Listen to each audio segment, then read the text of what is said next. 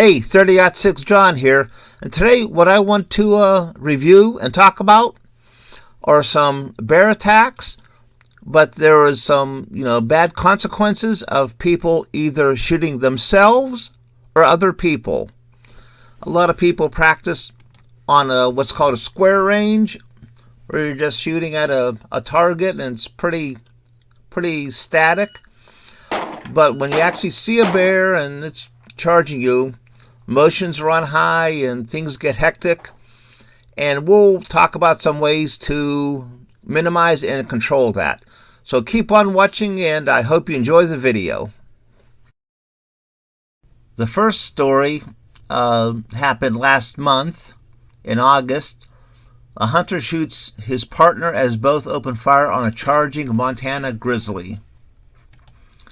According to the story here, a Montana man was accidentally shot in the back of the shoulder as he and his hunting partner both opened fire on a charging grizzly, according to Montana Fish and Wildlife and Parks. Let's see, the grizzly was killed in the encounter. The man, who wasn't identified in reports, was hospitalized. The extent of his injuries or what type of firearms he used also wasn't reported. Also, these two guys were scouting for hunting spots near Whitefish, Montana. They're hiking in a forested area when they unexpectedly came across a grizzly and her cub. The encounter took place at only about 15 feet, and the men immediately opened fire as the adult grizzly charged them. Well, I'm glad they're both alive. I hope the guy who got shot in the back is okay. This story happened October of last year, 2022. A hunter is attacked by a grizzly and accidentally shoots himself in the leg. This was in Wyoming. A hunter accidentally shot himself in the leg when he was attacked by a grizzly bear. He fired his handgun at it multiple times. The bear fled, but the man accidentally fired a round into his lower leg. I actually read a different story about this. He had some type of 10mm pistol. He did make it to the hospital. It seems like he's doing fine. This story is a tragedy. It happened of February of 2022. An Oregon man spooked by a bear takes his own life after accidentally shooting his brother dead, the police say. I just want to highlight a couple of lines here. The caller told the dispatchers he had spotted a bear on their property and had grabbed the gun, but while loading it, he said he had accidentally shot his own brother. Based on the investigation, it is believed the caller took his own life after calling 911 to report the accidental shooting. The report made no mention of the bear itself or evidence of any attack. Yeah, this is a pretty sad, tragic story.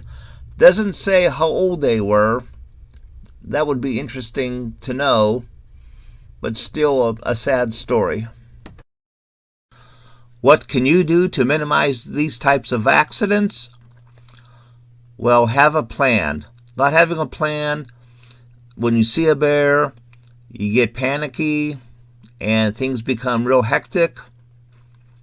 So have a plan.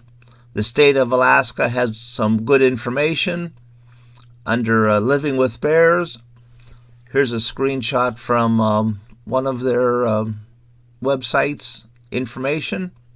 I'm not going to go through all the details of it, but you need something like this. Also, need a good review of firearm safety rules. These are from Gunsight.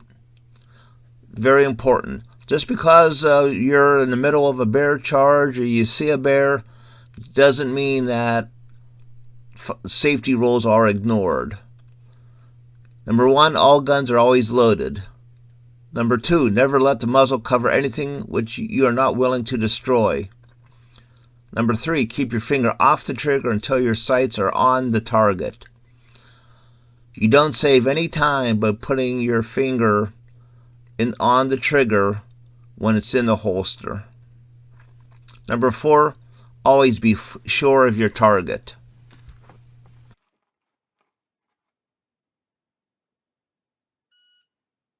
It's important to get a lot of good practice in, but shooting at paper targets isn't the same as shooting at an animal. A lot of people get nervous and the jitters, what's called buck fever, when they're shooting at big animals. It can also happen during a bear charge. So the American Hunter, which is an NRA magazine, they had an article here, 4 ways to manage buck fever. And it's a pretty good article. A lot of people don't write about it or how to deal with it. So I thought it was important to review it. And they have a couple of techniques here on what to do to minimize buck fever. Number 1 is breathing. A lot of people, when they get nervous or whatever, they don't breathe. You have to breathe. Number 2, dry fire practice. Concentrating on a good trigger squeeze, sight alignment. Dry fire, not under live fire, just improves performance. You practice a lot, it becomes more automatic.